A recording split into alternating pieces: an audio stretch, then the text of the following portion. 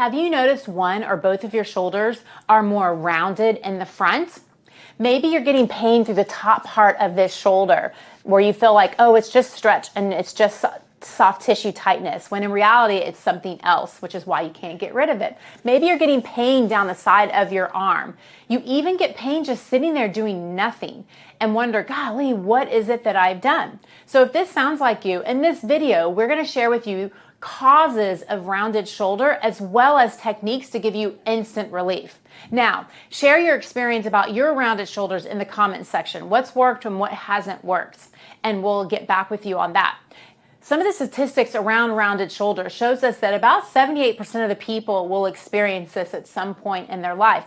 It's very common. We see it all the time. When people come in, I almost instantly can see like, oh yeah, there's something going on there. But there's a lot of different reasons for this. But let's get into some of the causes that you're doing throughout the day that could be creating some of these issues. So the biggest one is sitting computer work. And what do we do when we sit? We round and we're doing computer work. So our shoulder's always in this bent forward position as we're typing and doing stuff, reaching, using the mouse, those kind of things. That is one of the number one reasons that this happens, and we never actually take our body back and stretch it in the opposite direction, which is key with some of these things. Some of the things that we teach all the time in our office.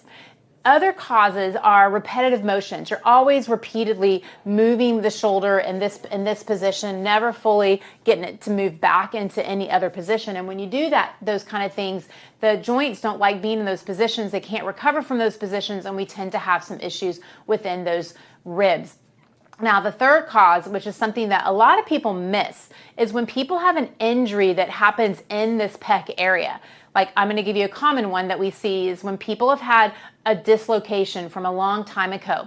Now, a lot of times the shoulder can dislocate forward, but again, it goes through that pec muscle. It also can get dislocated where it comes in a little bit more into this pec muscle. And when that happens, you tend to get a lot of scarring and things like that because we don't really address that component as well as we should to really remodel that tissue. So when that happens, you've got to address that tissue in that way. Now, each of these scenarios are very different in how we're going to treat this condition. But what we always do in our office is we always want to look at mobility first. You hear this all the time, mobility before doing soft tissue, before doing stability, those kind of things. Because people will go and get a massage all up and through here because you're like, it's just really killing me. When in reality, the tissue is the symptom. And if you ever get a massage and it comes back immediately, that's just showing you that I'm just treating a symptom. I've got to get to the root cause of why this is happening, which is why you have to look at mobility first. Because one of the biggest causes that happens with this is that first rib will elevate. And when that first ribs elevate like this, and it could just be because you're always, we're tensed up and we're always like using this side and this shoulder just wants to be up. And you're like, nope, I've got to retrain it to come back down. Well, eventually by doing that, that first rib comes up, giving you all sorts of problems in through here. Now, the other ribs down below, where you get into rib 2, 3, 4, 5, 6, 7, all through that shoulder blade, those, because we're always rounded out, will also move out in this direction. And when that happens, they don't actually fully move in. So that shoulder blade needs to come down and in. So its resting position, it should be where it can actually rest back, but it can't. So it rests off to the side of that rib cage, giving you a more rounded shoulder. Big problem. Then if you have that long enough, then you'll have tightness in the pec because the pec is now shortened.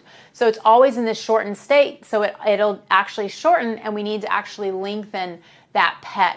So we're going to show you some techniques that you can do to start mobilizing these areas.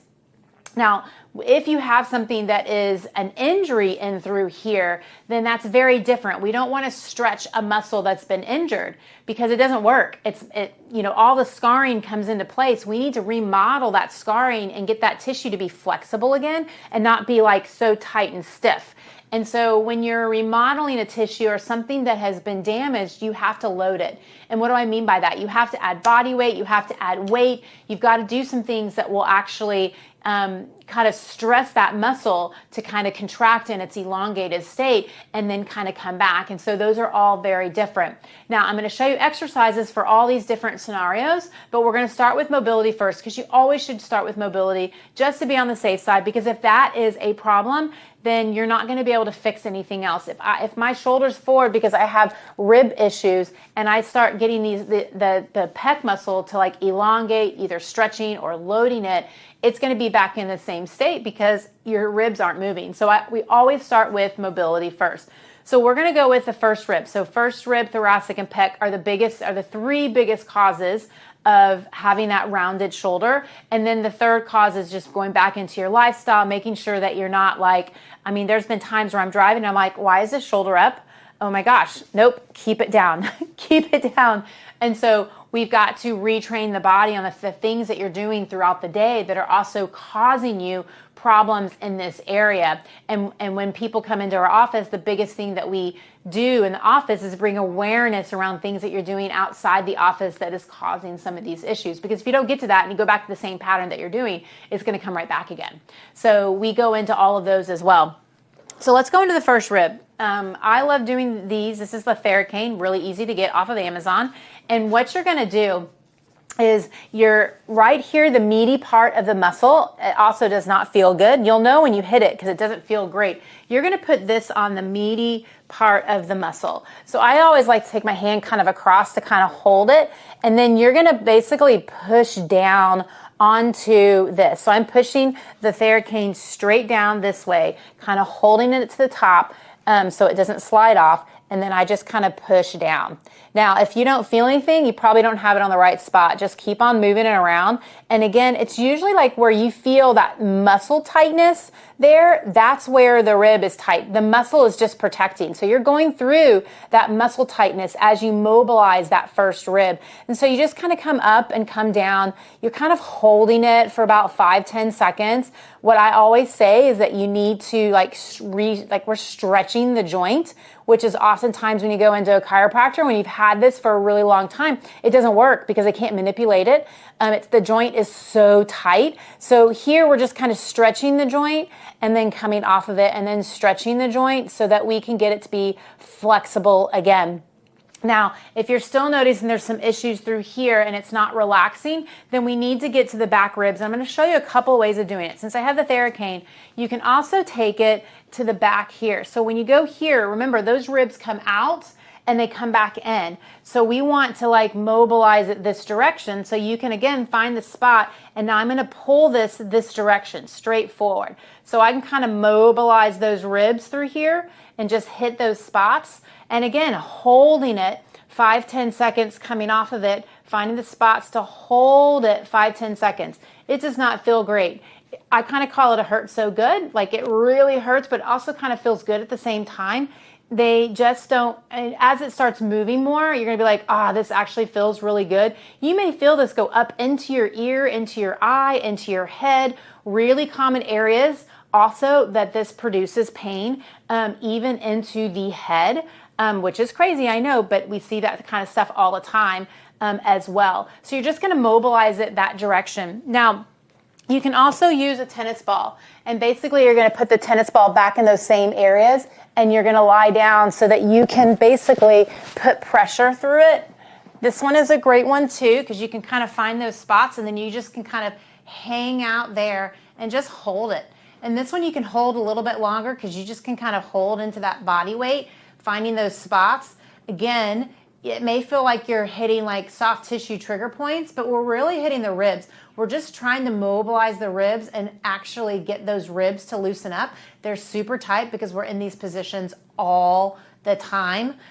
So when we do this year after year, our joints, as we get older, they just get stiff, and we need to get those joints to move again, which they totally can. And when they aren't stiff anymore, your body feels so much better. So you'll just mobilize the ribs like that. And you can also use a tennis ball. So that's what's going to help with that.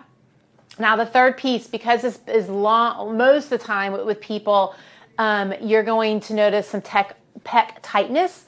And that's just because the shoulder's been rounded so much more. And when you do this, you're going to use a weight. And you don't want anything more than like maybe a 2-pound weight or 3-pound weight. It really varies between like what you feel like you can do. You could go up to maybe 4, but let's just start out with a 3-pound weight. If you don't have a weight at home, you can use bottled water. So take some water, fill it up maybe halfway. You're going to hold the top part where the lid is on, and then we're going to actually get that water bottle where the water is to really rotate that shoulder. Because remember, the pec is an internal rotator. So in order for us to stretch that, we need to open up the pec and go in an external rotation, rotating to the outside. So if you have someone that is, or if you are someone that just has general tightness, you never had an injury that went into this pec of any sort, then a stretch is going to be great for you. If you're someone that, oh yeah, I did have a shoulder issue, I did have a dislocation, I did have breast cancer, and radiation or whatever, they put a port in this area, whatever has happened, you will have more scarring, and we will show you what to do in the next exercise. But for the first one, let's work on stretching it. So you're going to come off the edge of your bed. Now, the further off, closer to the edge I am, the more of a stretch that I'm going to be. You want that weight to rotate to the outside, and then you're just going to allow it to kind of stretch in through here. If it's too much, if you move in a little bit more, the shoulder's going to be more supported, and you're going to feel a little bit less of a stretch. Again, the more I come in to inside the bed where there's more room on the outside for the body, the less of a stretch I'm going to kind of feel in that area. So you can kind of gauge at what you can do based on that. And so you're gonna hold that for a good like 30 seconds to a minute to really get this to like elongate, because again, if that pec is tight, even after we've mobilized those ribs, then that shoulder will still want to be forward because of where the pec location is. You'll notice after doing this for just a little bit, like even myself after doing this, this side feels like it's just relaxed, it's lowered, it's just kind of hanging there. It just feels so much better. And it's in its natural position. Now, if you have had some tightness or an injury through here, you don't want to stretch that muscle. We have to load it, because if there's scarring, a stretch isn't going to do anything to scarring. A stretch, when you have scarring, you've got to load it, meaning you've got to put weight through it, whether it's body weight or it's a weight, something that's going to allow that muscle to kind of contract in that elongated state so that it can make that scarring a lot more flexible through there. If you notice that you're having some scarring, then you're definitely going to want to do this exercise 2 to 3 times a day. And in reality, for most of these, I probably would do it 2 to 3 times a day. You're just going to feel much better almost instantly after you do some of these exercises. So if you've had some tightness where you have had more scarring that's happened because you've had an injury, then you're going to take the weight. Again, you want to keep it light. I would not do more than like 2 to 3 pounds with something like this. Now, I know we had the arm rotated when we stretched it to open this up, but we're going to basically take the weight in different positions. So I'm going to take it but kind of below the table, not super below, so we can start stretching this, and then you're going to have to pull the weight up. That's the contraction part of it. Then you'll kind of come to the outside, again, just below the table, and then you're going to, as it's elongated, you're going to contract and pull it up. Now, you never want to do this exercise with heavy weights, ever, because you don't want a heavy weight where the arm is way past the shoulder. Not good for the shoulder joint, not good for those muscles. But when you're doing something with a lighter weight and we're trying to get to remodel that area, then it's totally fine.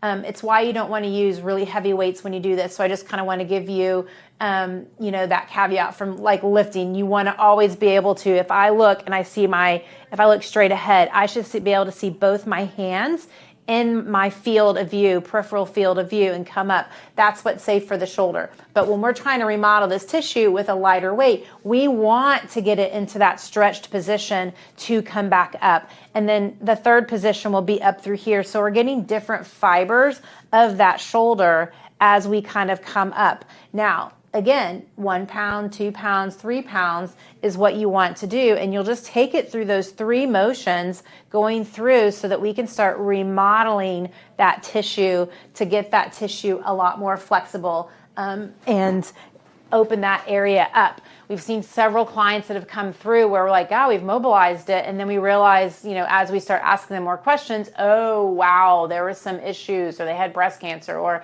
they did have a dislocation. And so you really have to load that tissue in order for them to feel better. And as you do it, you've got to add more weight. There's ways of adding more body weight to doing some of those exercises. We'll probably show you some of those in another video on just ways of progressing that piece of it. But give these exercises a try, and make sure you share this with someone that has some of these issues. Like, comment on this. Make sure you subscribe to our channel as well, as we put out content all the time. And if there's anything that you're wanting to learn, reach out to us at info, I-N-F-O, at as in Mary, MPOWER-PT.com, info at empower-pt.com, or go into the comment section where there's other resources for you to learn from, as well as book resources. We have a shoulder ebook that you can go through, as well as other resources that we put out all the time.